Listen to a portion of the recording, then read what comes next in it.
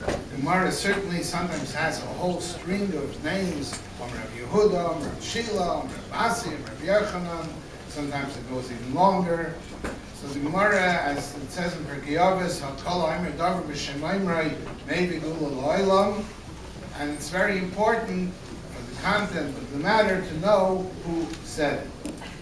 And the Rambam was soil a very different derech, and the Rambam omits all names, and it's very rare that the Rambam would write, quote, a name of the Tana or the Amayra who said this.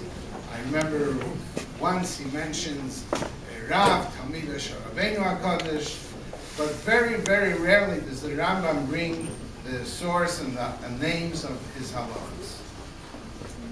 And the Ravid disputes this. The Ravid, the Baal HaSogis, was always commenting on the Rambam, sometimes very respectful, sometimes very sharp.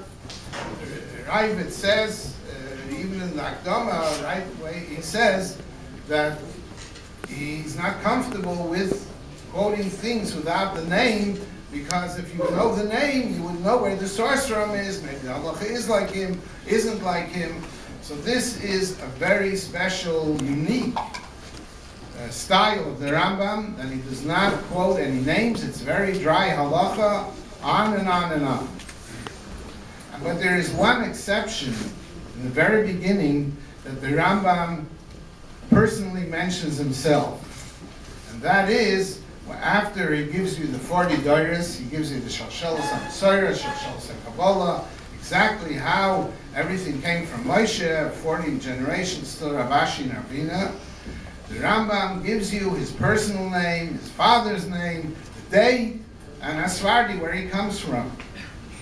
And he says, and after Tokfut Tzaras, and it got very difficult to remember all the Gemaras and all the sources of the halachas, the Rambam says, Shinatzti, Masnai, there's different Yersois there, exactly how he says, but the Rambam says, I got up, and Ani, Moshe, B'Maiman, Asfardi, and the truth is that the Rambam was very little part of his life in Sfard in Spain. He was actually there, I don't know, before his bar mitzvah, right after his bar mitzvah, he was chased away from there, and he had to go and Galus, him and his family, his father's family.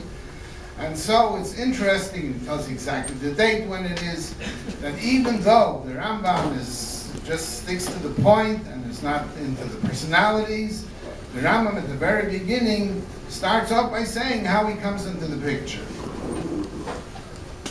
So I want to say, in coming back to Montreal, he got it to Yayon Kivasi, She'enik Fuitoiva, and I want to say that looking from a perspective of actually several decades, I'm surprised to say such numbers. It's really, as the Gemara says, it takes time to really appreciate what we were taught here in this yeshiva, in this community.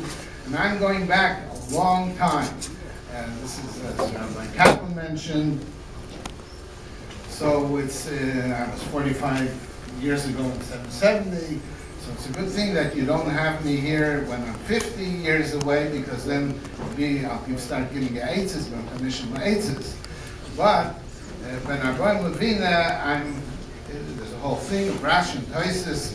When I'm going Levina means the chronological age, how old you are on your passport, or it means the years that you were, since you learned from that Rebbe. So I want to remember people that I grew up with and had a tremendous lifelong impression on me.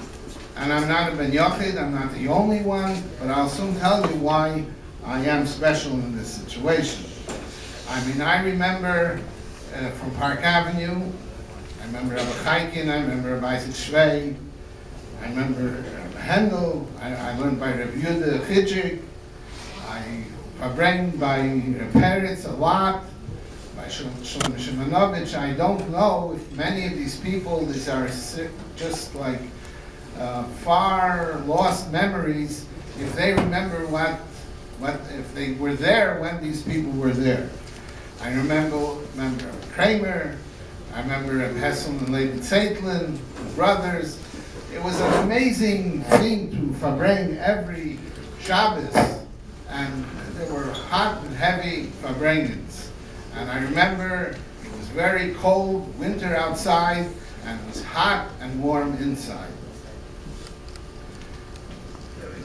I remember my Lamed in the 8th grade, Rabbi Yankel Zilberman, and all these people. When you're young, you don't fully appreciate who they were and what they lived with, and it was an unbelievable period, an era of those tziyurim. There were tziyurim, there were Yerushalayim Shalmaila, people who were here, and if you think about it, they were here just like 5 years after the war, and 10 years after the war, and everybody should have been Sabrochen and Sahakt, and everybody was really into Torah and Avodah and Siddis in a very, very real way.